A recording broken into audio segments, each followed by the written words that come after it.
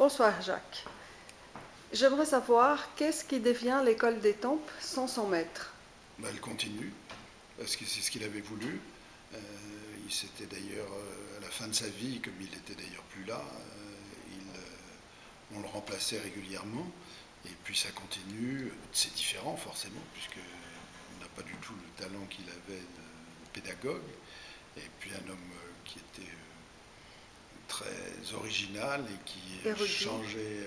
Oui, non, mais c'était l'originalité de son enseignement qui comptait, puisque chaque fois il changeait de méthode, d'enseignement. Il y avait une permanence, mais il apportait des éléments nouveaux et tous les 6 mois, 8 mois, 1 an, on s'apercevait qu'il y avait eu des éléments nouveaux et qui nous avaient conduits sur des voies différentes.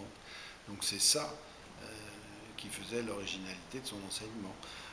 Là, l'originalité, c'est que nous sommes plusieurs, puisqu'il y a Christophe de Buchères, Geneviève de Croix, et puis moi qui nous en occupons le dimanche, Christophe de Buchères et Geneviève de Croix, et moi le samedi. Voilà, donc c'est comme ça qu'on poursuit, et puis comme il y a une permanence des élèves, et puis des nouveaux d'ailleurs, ça se poursuit. Autrement, mais ça se poursuit. À propos des chercheurs d'art, est-ce que tu pourrais nous dire comment ça se passe Les chercheurs d'art, c'est un peu différent. C'est une association de défense et illustration de la peinture de Philippe le Jeune, qui est donc à un autre but, où dans le rôle essentiel, ce sont ses filles.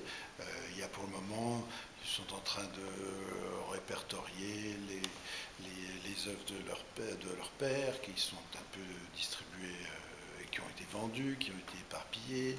Il y en a quelques-unes qui sont chez elles. Donc les chercheurs d'art, c'est d'abord en appui au travail qu'elles font.